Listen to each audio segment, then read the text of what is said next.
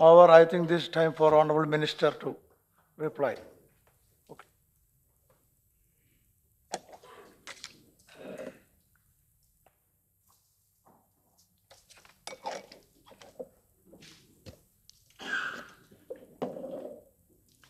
धन्यवाद उपसभापति जी। उपसभापति जी, सबसे पहले तो मैं आपको धन्यवाद देना चाहूँगी कि गुरुवार को मेरे सुझाव को मानते हुए आपने उस ध्यानाकर्षण प्रस्ताव को अल्पकालिक चर्चा यानी शॉर्ट ड्यूरेशन डिस्कशन में बदलने का निर्देश दिया। आज सबको ये लग रहा होगा कि वो बहुत उचित निर्णय था, क्योंकि 4 बजे से आज हम लोग चर्चा कर रहे हैं। सब साथियों को खुलकर बोलने का मौका मिला है और एक तसल्ली बख्श माहौल में चर्चा हुई है और कोई टोका टोकी सत्ताधारी दल की तरफ से भी नहीं हुई। एक संवेदनशील मसले पर संवेदनशील बहस हुई है। जब मैं इस पूरी चर्चा का एक सार निकालती हूँ तो मुझे 2 चीज़ें नज़र आती हैं। 2-1 वक्ताओं को छोड़ दें तो लगभग सभी ने, 14 लोग बोले हैं, सभी ने बहुत वेदना के साथ अपनी बात रखी, पर वेदना दोनों पहलुओं पर अभिव्यक्त की है। उन नेपालियों के बारे भी वेदना अभिव्यक्त की है जो जरूरी चीजों की आपूर्ति के अभाव में कष्ट पा रहे हैं, और वेदना उन मधेशियों के लिए भी प्रकट की है जो ये मानते हैं कि उनके हितों पर कुठाराघात हुआ है और जो आंदोलन करके न्याय की मांग कर रहे हैं।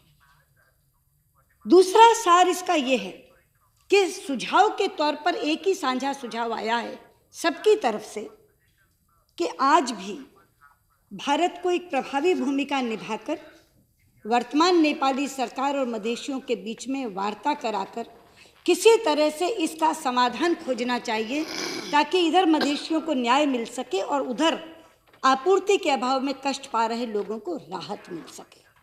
और मुझे लगता है ये दोनों चीज़ें जो सार के रूप में निकली हैं वही इस चर्चा की सार्थकता हैं और इस चर्चा की उपलब्धि है। अब मैं एक एक करके अपने उन साथियों का जवाब देना चाहूँगी जिन्होंने कुछ प्रश्न उठाए हैं, कुछ आशंकाएं व्यक्त की हैं और कुछ जिज्ञासाएं हमारे सामने रखी। चर्चा की शुरुआत पवन वर्मा जी ने की। उन्होंने एक के बाद एक लगातार 10 प्रश्न मेरे सामने रखे हैं। मैं सबसे पहले जो उनकी पहली बात है, उनका प्रारंभिक वाक्य था कि सिचुएशन इससे ज़्यादा खराब कभी नहीं रही।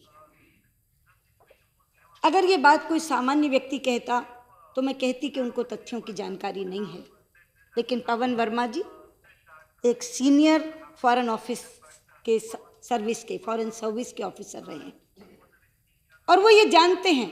मैं केवल इस सदन में तथ्य रख देती हूँ, निर्णय आप करिए। आपसी संबंध नेपाल और भारत का बरसों पुराना नहीं, सदियों पुराना है, ऐतिहासिक भी, भौगोलिक भी, सांस्कृतिक भी और जैसा आपने धार्मिक का, आध्यात्मिक भी। लेकिन सियासी तौर पर मैं कहना चाहूंगी इस सदन में, क्योंकि वीपी सिंह जी ने कहा वो उल्टा कर गए। 17 वर्षों तक कोई भारतीय प्रधानमंत्री नेपाल नहीं गया था। हमारी सरकार 26 मई 2014 को आई है, मैं उससे पहले की बात कर रही हूँ। 26 मई 2014 से पहले 17 वर्षों तक कोई भारतीय प्रधानमंत्री नेपाल नहीं गया था। स्थिति कितनी अच्छी थी आप जानते हैं। 23 वर्षों तक जेसीएम जॉइंट कमीशन मीटिंग का तंत्र जो भारत और नेपाल के बीच बना हुआ था, 23 वर्षों तक जेसीएम की कोई मीटिंग नहीं हुई थी, यानी किसी विदेश मंत्री ने जाकर ये मीटिंग नहीं की थी। मैं सदन पे छोड़ती हूँ, जानिए कि रिश्ते कितने अच्छे थे। 17 वर्षों, 1.5 घंटे की फ्लाइट है यहाँ से, 1.5 घंटे की हवाई यात्रा पर जो देश स्थित है वहाँ 17 वर्षों तक भारतीय प्रधानमंत्री का जाना ना हो, 23 वर्षों तक कोई विदेश मंत्री जाकर के जॉइंट कमीशन की मीटिंग ना करके आए, वहाँ स्थिति कितनी अच्छी थी ये आप स्वयं सोचिए। मैं उसके बारे में किसी अनुचित शब्द का प्रयोग नहीं करना चाहूँगी। लेकिन 26 मई 2014 को ये सरकार आई और 26 जुलाई 2014 को पूरे 2 महीने बाद मैंने अपने कार्यकाल की दूसरी वर्षगांठ नेपाल में मनाई और 23 वर्षों बाद जाकर मैं पहली विदेश मंत्री थी जिसने जॉइंट कमीशन की मीटिंग की। और उस जॉइंट कमीशन की मीटिंग से मित्रता के दरवाजे खुले और मेरे जाने के केवल 8 दिन बाद 4 अगस्त को प्रधानमंत्री नेपाल पहुंचे। और वो प्रधानमंत्री की केवल यात्रा नहीं हुई, उन्होंने जाकर नेपाल को भारतमय कर दिया। उनके बोले हुए शब्द जो संविधान सभा में उन्होंने भाषण दिया, वो घर घर की चर्चा के बन गए। उन्होंने कहा कि नेपाल युद्ध से बुद्ध की तरफ आया है। उन्होंने कहा नेपाल ने शस्त्र छोड़कर शास्त्र को अपनाया है। उन्होंने संविधान सभा को कहा कि आप ऋषि मन से संविधान बनाना, ये किसी देश की स्वायत्तता में दखल नहीं था, उसमें हस्तक्षेप नहीं था। और भारत कभी स्वायत्त देश में कभी हस्तक्षेप करना भी नहीं चाहता, लेकिन इतनी बड़ी गुडविल वो भारत के लिए बना करके नेपाल से लौटे। उसके बाद अप्रैल 2015 में भूकंप आ गया। भूकंप में 6 घंटे के भीतर नेपाल पहुंचने वाला देश भारत था, 6 घंटे के अंदर, और पूरी मदद लेकर हम पहुंचे। पवन जी, आपने कहा हमारा बिग ब्रदर एटीट्यूड था। नहीं, ये अंग्रेजी के बड़े भाई का गलत अनुवाद है। हमारा एल्डर ब्रदर का एटीट्यूड था, बिग ब्रदर का एटीट्यूड नहीं था। बिग ब्रदर का एटीट्यूड हेकड़ी भरा होता है और एल्डर ब्रदर का एटीट्यूड मददकारी होता है, वो केयरिंग होता है, वो शेयरिंग होता है। वो केयरिंग एटीट्यूड था। हम केवल वो चीज़ें लेकर के नहीं चले गए कि फूड पैकेट्स लेके चले गए हों या केवल कंबल और ये लेके चले गए हों। हमने वहाँ जाकर के लंगर चलाया, वहाँ उनको गर्म खाना खिलाया, अपने हाथों से परोस कर खिलाया। ये एल्डर ब्रदर करता है, कभी भी कोई बिग ब्रदर नहीं करता। इसलिए कम से कम हम जब अपने लोगों के बारे में बात करें तो हम तो सही शब्दों का इस्तेमाल करें। कभी भी भारत ने बिग ब्रदर का एटीट्यूड नहीं अपनाया, वो एल्डर ब्रदर का एटीट्यूड था। हम गए, लंगर ले लेके गए, जगह जगह हम लोगों ने लंगर लगाए, गरम खाना बनाकर परोस के खिलवाया। दवाइयाँ, डॉक्टर्स, ये वो चीज़ें थी जो दूसरे देश लेके नहीं आ सकते थे। ये भौगोलिक स्थिति के कारण, अपनी मित्रता के कारण और पड़ोस के कारण केवल भारत कर सकता था, और भारत ने वो किया। इसके बाद इंटरनेशनल डोनर्स कॉन्फ्रेंस हुई। उनके वित्त मंत्री यहाँ आए। उन्होंने कहा कि हम ये चाहते हैं कि भारत कम से कम एक बड़ी अनाउंसमेंट करे। आज मुझे बताते हुए गर्व है, $1 बिलियन पहले से उनके पास हमारा दिया हुआ था, जो उन्होंने खर्च नहीं किया था। लेकिन उसके ऊपर $1 बिलियन अमेरिकी डॉलर का और अनाउंसमेंट हमने किया, यानी $2 बिलियन। हिंदी रुपए में कहूँ तो 12,000 करोड़ रुपए की सहायता भारत ने वहां घोषित की इंटरनेशनल डोनर्स कॉन्फ्रेंस में। आज के हिसाब से लगो तो 13,000 लगा लो, मैं तो 60 की गिनती ले रही। जो औसत अपन लगाते हैं 60 का लगाते हैं, इसलिए 12,000 करोड़ कह रहे हो।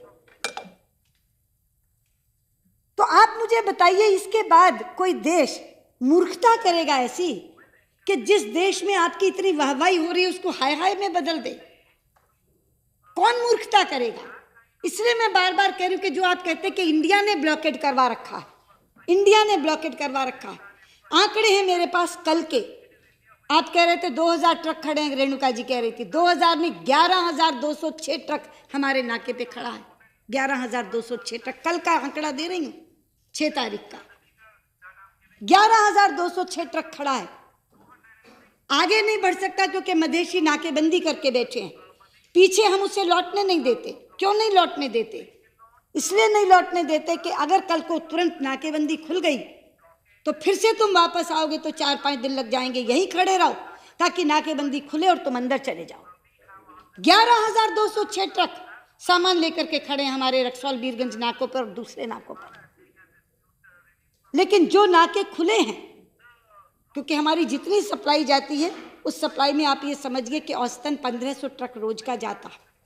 उसमें से 70% सप्लाई हमारी रक्सौल बीरगंज से जाती है, यानी लगभग 1,050, और करीब 450 अन्य नाकों से जाते हैं।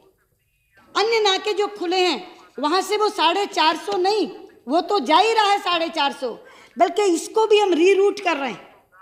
जो पेट्रोल सप्लाईज वाले और मेडिसिन सप्लाईज वाले हैं उनको हम रीरूट करके उन नाकों से भेज रहे हैं जो सनोली, जोगबनी और दूसरे नाके हैं उनसे भेज रहे हैं।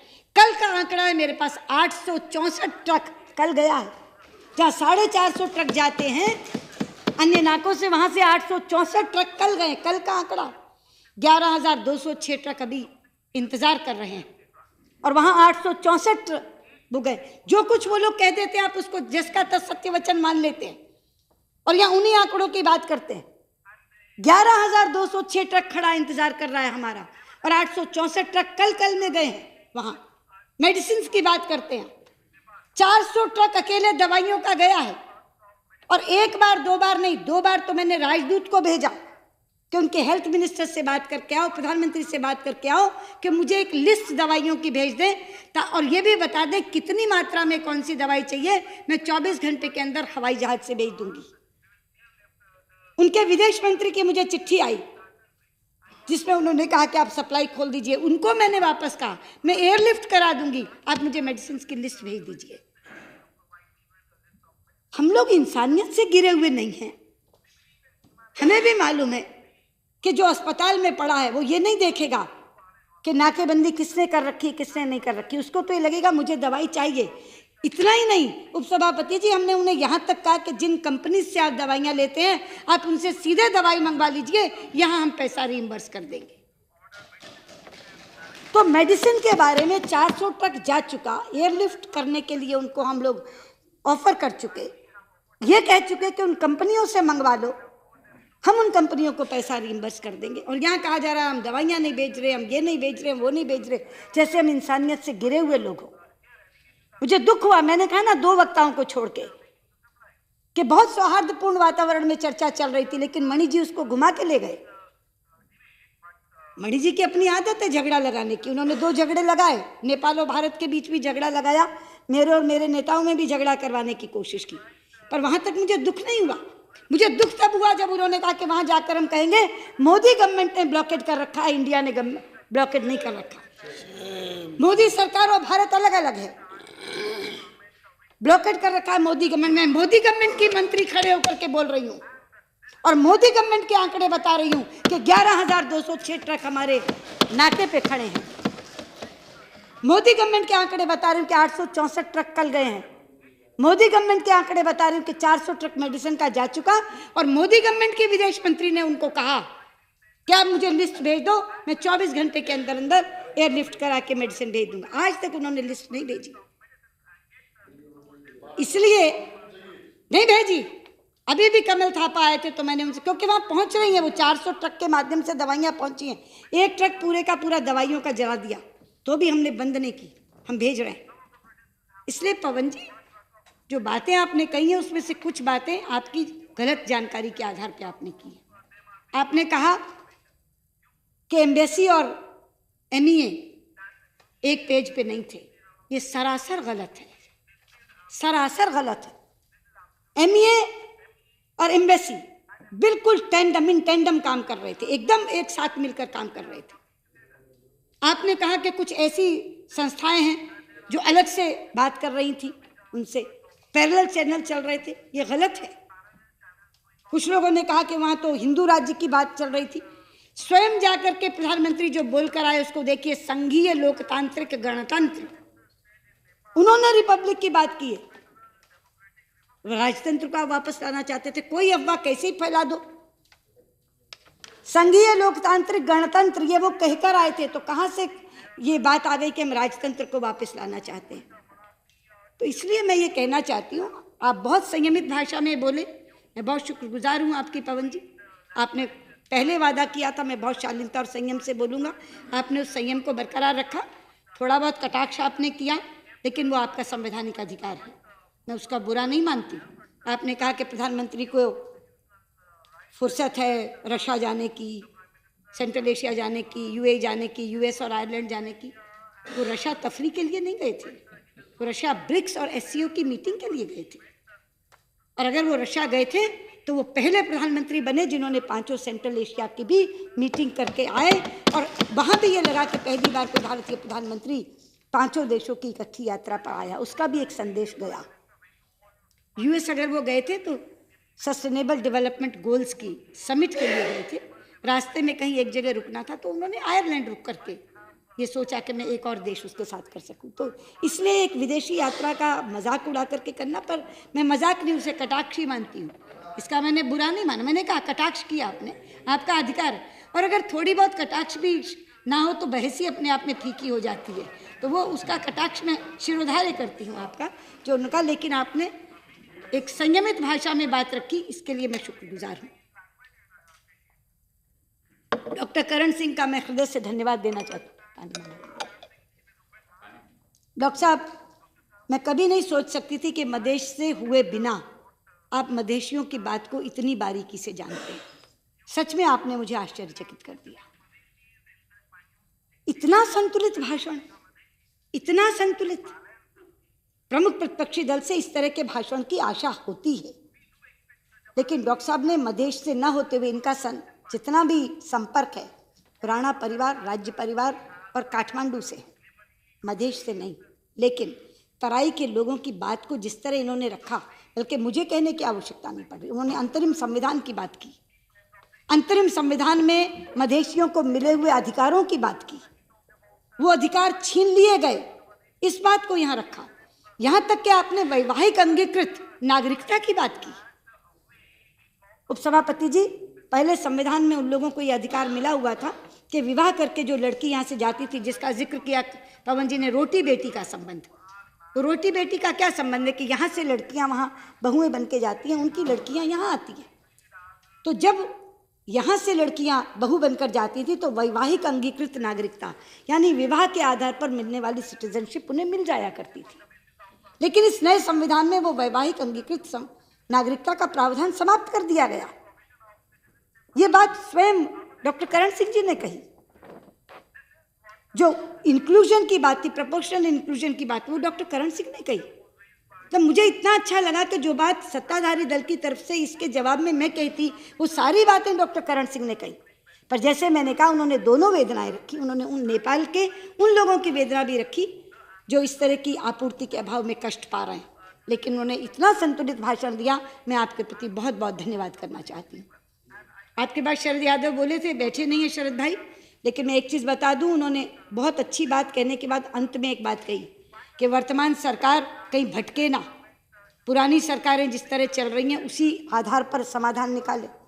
अगर वो यहाँ होते तो मैं उनको आश्वस्त करती, आपके माध्यम से आश्वस्त करना चाहती हूँ कि किसी तरह की बेचैनी मन में रखने की ज़रूरत नहीं है। अगर ज़रा भी हमारे मन में कोई कालिक होती तो हम चर्चा से भागते, लेकिन यहाँ मेरी कंसल्टेटिव कमेटी के मेंबर्स बैठे हैं। मेरी ही कंसल्टेटिव कमेटी में डॉक्टर करण सिंह भी हैं, डीपी त्रिपाठी भी हैं, डी राजा भी हैं। एक बार इन लोगों ने कहा कि हम लोग तो चाहते थे नेपाल पर चर्चा कर लें, तो मैंने कहा कर लेते हैं। तो कहा कि अब तो सत्र आ जाएगा, मैंने कहा सत्र से पहले कर लेते हैं। उन्होंने कहा सत्र से पहले तो समय कहाँ बचा, मैंने कहा जितना बचा है उसमें कर लेते हैं। और एक अलग स्पेशल मीटिंग कंसल्टेटिव कमेटी की मैंने केवल नेपाल पर रखी, केवल नेपाल पर, और हर व्यक्ति ने खुल करके अपनी बात रखी। और उसमें भी मैंने ये आंकड़े दिए और कहा कि इस परसेप्शन से हटिए। तभी डी राजा कह रहे थे कि वो कहेंगे कि ये परसेप्शन है, इस परसेप्शन से हटिए। उस दिन के आंकड़े मैंने दिए और इतनी अच्छी चर्चा हुई। जब कॉलिंग अटेंशन आया पवन वर्मा जी का, मुझसे राज्यसभा सचिवालय ने पूछा कि इसके कब लगा दें। उन्होंने कहा जी 3 तारीख को मैं आ रही हूँ राज्यसभा में, बृहस्पति का दिन मेरा होता है प्रश्नकाल का, लगा दीजिए। उस दिन भी मैंने स्वीकार करके मैं 3 तारीख को खड़ी हुई। जब सबने कहा कि 3 मिनट बहुत कम है, 3 मिनट में हम अपनी बात पूरी नहीं कह सकेंगे, तो मैंने ही आपसे कहा कि आप इसको शॉर्ट ड्यूरेशन में बदल दीजिए ताकि चर्चा पूरी हो जाए। तो मैं शरद भाई को कहना चाहती हूँ, किसी तरह के डर की जरूरत नहीं है। वर्तमान सरकार उसी कदम पर चलेगी जिस पर पूर्ववर्ती सरकारें चली हैं। तो अगर उनके मन में किसी भी तरह का कोई शक व शुबा है तो वो निकाल दें। मैं आज एक जिम्मेदार मंत्री के नाते खड़े होकर के यहाँ कह रही हूँ। अध्यक्ष जी, उसके बाद रवि वर्मा बोले, पर रवि वर्मा ने 2 बातें कही। एक तो उन्होंने आशंका व्यक्त की मधेशियों की बात करने के बाद कि कहीं ये सरकार ऐसा तो नहीं कर कुछ और रही है और दिखा कुछ और रही है। मैं आपको कहना चाहती हूँ, वो हाथी के दांत खाने के और दिखाने के और वो ये सरकार नहीं करती। हम जो कर रहे हैं वही दिखा रहे हैं, और ये बात आप किसी से भी वहाँ पूछ सकते हैं। इसलिए हम कर कुछ और रहे हैं या दिखा कुछ और रहे हैं, ऐसा नहीं है। हाँ, एक आपकी जो चिंता थी मैं उससे पूरी तरह सहमत हूँ, जिसमें आपने ये कहा कि कहीं यह आंदोलन हिंसक हो गया तो इसका सबसे बड़ा बुरा असर भारत पर होगा। और वास्तव में यही चिंता थी जिसने फॉरेन सेक्रेटरी को वहाँ भिजवाया था। हमने यही बात कहने के लिए फॉरेन सेक्रेटरी को वहाँ भेजा था। बार बार ये प्रश्न उठाया जा रहा है। पवन जी ने भी कहा कि 25 अगस्त के बाद आपने क्या, जब प्रधानमंत्री का फ़ोन पर बात हुई उसके बाद आपने क्या एंगेजमेंट की। मैं पूछना चाहती हूँ पहले तो पवन जी कि जो पहले की जनवरी से अगस्त तक की एंगेजमेंट है, क्या वो महत्व नहीं रखती? जिस समय ये संविधान बनने जा रहा था, आप जानते हैं किस लेवल की एंगेजमेंट भारत की हुई है, किस स्तर की? जनवरी 2015 में विद्या भंडारी यहाँ आई, मार्च 2015 में बाबूराम भट्टाराय यहाँ आए, जुलाई 2015 में प्रचंड यहाँ आए, और जून में और अगस्त में शेर बहादुर देवबा यहाँ आए, और जून में मैं स्वयं वहाँ गई। और मैं वहाँ गई तो केवल इंटरनेशनल डोनर्स कॉन्फ्रेंस में भाग लेके नहीं आ गई, हर एक नेता से मैं मिली, और ओली जी से तो मैंने अलग से बात की। ये एंगेजमेंट कम है क्या? अगर आप इनकी पार्टियां देखें तो सारी बड़ी पार्टियां आ जाती हैं। शेर बहादुर देवबा नेपाली कांग्रेस के, विद्या भंडारी माले की, ये दोनों सत्ताधारी दल का एक कोलिशन, माले एनसी का सहयोगी दल दोनों, प्रचंड और बाबूराम भट्टाराय प्रमुख विपक्ष के, इन लोगों से हमारा एंगेजमेंट हुआ। एक दिन ऐसा नहीं जाता था जिस दिन कोई नेपाल से नहीं आता था, लेकिन मैंने केवल उन 4 बड़े लोगों की बात की, और ये जनवरी से अगस्त तक की बात है, और जून में मैंने स्वयं जाकर बात की। तो अगस्त से सितंबर के बीच में क्या हुआ? ये हुआ ही सब कुछ अचानक है। और डॉक्टर साहब, इस प्रक्रिया को आपने अगर देखा हो, ध्वनि तो ये आ रही थी कि संविधान अभी बन ही नहीं रहा, फिर टल रहा है, फिर टल रहा है। अचानक एक दिन आया कि संविधान सभा की बैठक बुला ली गई और संविधान तो पारित हो रहा, और 2 दिन के अंदर बिना बहस के संविधान पारित हो गया, बिना बहस के, बिना डिस्कशन के संविधान पारित हो गया। जब वो संविधान सामने आया तब पता चला कि वो अंतरिम कौन सोच सकता था? आप मुझे बताइए, आपने अंतरिम संविधान की बात की, वो अंतरिम संविधान जो 2007 में आया, जिसमें ये दोनों बातें लिखी गई थी, in the case of Madhesh it will be on the basis of population, ये लिखा गया था 2007 में, और प्रोपोर्शनल इंक्लूजन की बात थी। ये दोनों बातें 2007 के संविधान में थी। जो बात मान ली गई है उससे लोग पलट जाएंगे, वो हटा दी जाएगी, ये कोई सोच सकता था? कोई कल्पना कर सकता था? लेकिन जब संविधान सामने आया 2 दिन बाद, बिना बहस के पारित हुआ संविधान, तब दिखाई पड़ा कि बाकी चीजें जो मांगी जा रही थी उनको तो छोड़ो, ये 2007 का संविधान भी पलट दिया गया। तब यह हुआ कि उनसे जाकर के बात की जाए कि प्रोमलगेशन से पहले कम से कम ये जो 2 चीजें पुराने संविधान में थी वो आए। लेकिन हमने ये भी नहीं कहा, कहते कोई लॉर्ड कर्जन की तरह बोला और मिसबिहेव किया। हमने केवल ये जताया कि देखो, अगर यहाँ आंदोलन शुरू हो गया और कल को वो आंदोलन हिंसक हो गया तो उसका सीधा सीधा बुरा असर भारत पर पड़ेगा, और हमारा एक बॉर्डर शांत है, कृपया उसको शांत रहने दीजिए। जो बात रवि वर्मा जी ने की कि अगर आंदोलन हिंसक हो जाएगा तो भारत पर सबसे ज़्यादा दुष्प्रभाव पड़ेगा, ये बात केवल कहने के लिए एफएस गए थे। और जो मणि जी कह रहे हैं, एक्चुअली में उसका असर हुआ। आप कहते हैं कि 2 दिन के बाद प्रोमलगेशन हो गया, प्रोमलगेशन से पहले हमने भेजा था। अरे प्रोमलगेशन के बाद नई सरकार आने से पहले पहले वो 2 अमेंडमेंट उन्होंने क्यों किए? क्योंकि जिसका हमने चेतावनी दी थी वो घट गया, मधेशी आंदोलन शुरू हो गया। तब तक नई सरकार नहीं बनी थी, नए प्रधानमंत्री नहीं चुने गए थे, सुशील कोइराला ही प्रधानमंत्री थे। अपना संविधान पारित करने के बाद तुरंत बाद चंद दिन के अंदर वो कैबिनेट में ये दोनों अमेंडमेंट लेकर के आए जो 2007 के संविधान में थे, और उन्होंने कैबिनेट से उसको पारित करवाया। तो ये नहीं था कि वो बेअसर चली गई चीज। बात केवल इतनी कि 2 दिन पहले अगर वो उसको कर लेते तो प्रोमलगेट वो इन्हीं के साथ होता, और अगर इन दोनों प्रावधानों के साथ प्रोमलगेट होता तो आंदोलन 1 दिन भी नहीं होता। लेकिन चूंकि मधेशियों को ये लगा कि उनका हित में नया तो क्या सुरक्षित होना था, नई मांग तो क्या मानी जानी थी, पुरानी भी चली गई, इसलिए उन्होंने आंदोलन किया। तो बाद में सुशील कोइराला जी को लगा कि वो बात सही थी, वो अमेंडमेंट आनी चाहिए, और अपने रहते ही उन्होंने वो कैबिनेट में अमेंडमेंट करवाया। तो इसलिए ये कहना कि कोई लॉर्ड कर्जन बन के चला गया और कोई मिसबिहेव कर रहा था, ऐसा बिल्कुल नहीं था। तो मैं आपसे एक यही बात कहना चाहती हूँ उपसभापति जी, क्योंकि 2-1 चीज़ों का सिर्फ मुझे थोड़ा दुख हुआ। टीके रंगराजन अपने आप में बहुत अच्छा बोलते हैं, पर पता नहीं आज किसने इनका भाषण तैयार करके दिया था। ये पढ़ रहे थे, सारे तथ्य गलत थे, सारे तथ्य। पहला वाक्य उन्होंने बोला क्या बोला? उनकी प्रधानमंत्री की पहली यात्रा नेपाल की थी। प्रधानमंत्री की पहली यात्रा नेपाल की थी ही नहीं। पहली यात्रा उनकी भूटान की थी, दूसरी जापान की थी, उसके बाद गए थे वो तो Nepal. I request the RSS, उस समय मैं टोकना नहीं चाहती थी क्योंकि बहुत ज़्यादा अच्छे ढंग से बहस चल रही थी, तो मुझे लगा अंत में जवाब दूंगी। RSS कहाँ से आ गया यहाँ? सरकार RSS चला रही है क्या?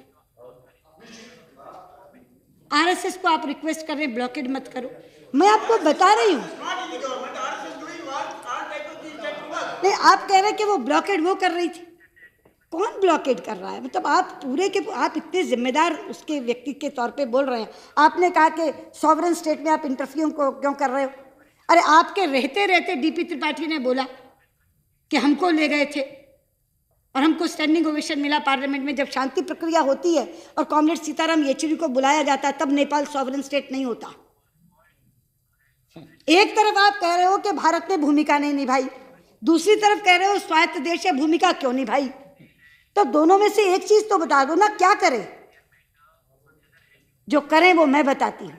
वो स्वायत्त देश हैं, उनकी स्वायत्तता का हम पूरा पूरा सम्मान करते हैं, और हम जो उन्हें जिस शब्द पर कष्ट हुआ मणिशंकर जी को, हम उन्हें प्रेस्क्रिप्शन नहीं देते। वी आर नॉट प्रेस्क्रिप्टिव, हम उन्हें सलाह देते हैं। और इसीलिए मेरे स्टेटमेंट में बार बार एडवाइस शब्द आया है। हम सलाह देते हैं, एक मित्र के नाते, एक शुभचिंतक के नाते सलाह देते हैं। हम उन्हें ये चेता रहे थे कि अगर ये सब हो गया तो भारत के ऊपर तो इसका बुरा असर होगा ही, नेपाल और भारत दोनों के रिश्तों पर असर आएगा। इसलिए हम आपको ये कह रहे हैं कि वार्ता से रास्ता निकाल लो, सहमति से रास्ता निकाल लो। ये ब्लॉकेड भारत का किया हुआ नहीं है, ये उनके लोग कर रहे हैं। हम कहाँ से लाख लाख लोगों को ले आएंगे? हम कहाँ से ले आएंगे? उनको लगता है कि उनके हितों की अनदेखी हुई है, और उन्हें लगता है कि उन्हें जो कुछ मिला हुआ था अंतरिम संविधान में वो भी खत्म हो गया है, इसके लिए वो आंदोलन कर रहे हैं। और भारत तो उसके बावजूद उन नाकों से सारी सप्लाई भेज रहा है जो नाके खुले हैं, लेकिन जो नाके बंद हैं, जहाँ मधेशी बैठे हैं, आप मुझे बताइए वहाँ से मैं कैसे ट्रक जाने दूँ? दो तरीके हो सकते हैं, या तो गोली चलवा के उनको मरवा दूँ, उठवा दूँ, कुछ मरेंगे, कुछ उठ के भाग जाएंगे डर के, और या ट्रकों को कहूँ कि रौंदते हुए चले जाओ। क्या दोनों में से एक भी चीज़ हो सकती है या होनी चाहिए? एक भी चीज़ उसमें से डिजायरेबल है? और अगर नहीं है तो यही कह सकते हैं ना कि भैया पॉलिटिकल सहमति के आधार पर रास्ता निकाल लो। जो बात हमारे यहाँ हक साहब ने कही, उन्होंने मधेशियों की बात करके अंत में यही कहा कि आप रास्ता निकालो। तो मैं उनसे कहने जा रही हूँ कि हम वही कर रहे हैं। सलीम अंसारी जी उनके बाद बोले तो बोले पहली बार इतनी खराब स्थिति हुई है, पहली बार। मैं कहना चाहती हूँ पहली बार नहीं हुई। और इसके साथ ही रेणुका चौधरी जी और मणिशंकर अय्यर जी का जवाब देना चाहती हूँ। मैंने, रेणुका जी आपने ये कहा कि when we were in power they were very good bilateral relations with Nepal. मैंने जो कहा कि 17 साल में कोई प्रधानमंत्री नहीं गया, उसमें से 10 साल आप ही की सरकार थी, किसी और की नहीं थी। 23 साल तक अगर JCM नहीं हुआ तो 17 साल उसमें आपकी सरकार थी, कांग्रेस की सरकार थी, किसी और की नहीं गई थी। लेकिन सलीम अंसारी जो कह रहे हैं, मैं नाम लेना नहीं चाह रही थी, सलीम अंसारी जी ने जो कहा कि पहली बार, मैं नाम लेना नहीं चाह रही थी लेकिन नाम लिया है मणिशंकर अय्यर ने राजीव गांधी का, और किसी दूसरे संदर्भ में उनकी बड़ाई करते हुए लिया है। लेकिन मैं कहना चाहती हूँ ये पहली बार नहीं हुआ। उनके शासनकाल में 1.25 साल तक ब्लॉकेड रहा था, और भारत ने किया था, जगजाहिरा तौर पर किया था। जब ट्रेड ट्रीटी की बात, नो, आपने नेपाल की बात कर रही हूँ, नेपाल के साथ 1.25 साल ब्लॉकेड रहा है, 1.25 साल ब्लॉकेड रहा है। मैं नाम लेना नहीं चाहती थी लेकिन आपने मुझे नाम लेने पर मजबूर किया क्योंकि आपने नाम लिया। तो रेणुका जी का ये कारण का मतलब क्या होता है? कारण का क्या अर्थ होता है? ट्रेड ट्रीटी के कारण हुआ। मैं अंसारी जी का जवाब दे रही हूँ, उन्होंने कहा पहली बार हुआ, पहली बार नहीं हुआ है। हाँ, तो उनका जवाब दे रही हूँ कि पहली बार नहीं, पहली बार नहीं हुआ है। मैं एक तो ये कह रही हूँ कि पहली बार नहीं हुआ है। मार्च 89 से जून 90 तक ब्लॉकेड चला और जाहिरा तौर पर चला कि भारत ने ब्लॉकेड किया है। इसलिए, और ये जो आप कह रही हैं कि जब हम थे तो बहुत अच्छे बायलैटरल रिलेशंस थे, वो दिखा रही हूं मैं कि 23 साल जो नहीं हुआ जेसीएम, उसमें 17 साल आप थे। जो नहीं गए प्रधानमंत्री कोई 17 साल में, उसमें 10 साल आप थे। तो इसलिए हम कम से कम तथ्यों को सही रखें।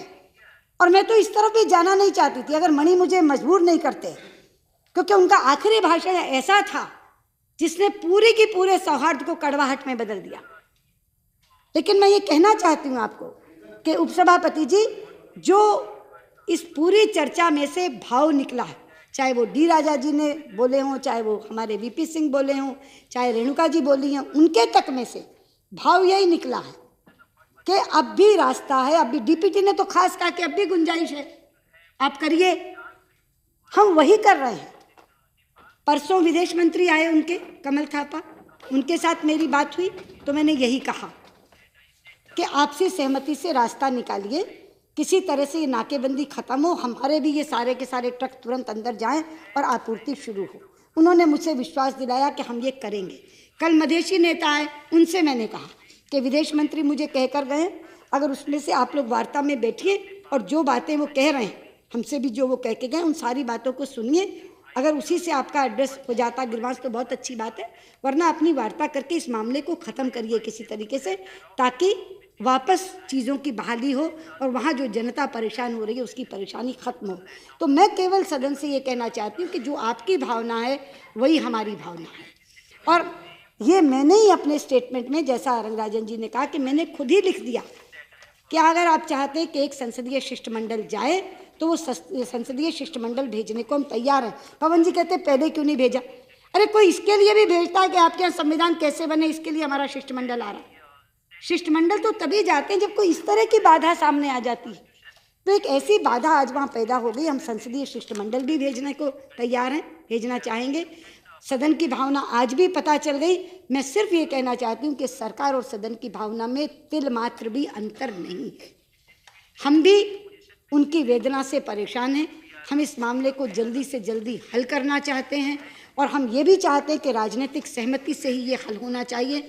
वो राजनीतिक सहमति का वातावरण हम लोगों ने बनाया है, परसों विदेश मंत्री से बात करके, कल विदेशी नेताओं से बात करके, और ईश्वर ने चाहा तो शायद अगले 5-7 दिन में इसका कोई हल भी नज़र आ जाए। मगर हम केवल उसी तरफ बढ़ रहे हैं कि राजनीतिक सहमति से इसका हल निकल आए, इधर मधेशियों को न्याय मिल जाए और उधर जो जनता कष्ट पा रही है उसके कष्टों से निजात मिले, और हमारे ट्रक जो खड़े हुए हैं, ना आगे जा रहे हैं ना पीछे जा पा रहे हैं, वो तुरंत आगे चले जाएँ और नेपाल की पूरी चीज़ों की आपूर्ति कर दें। बहुत बहुत धन्यवाद। ओके।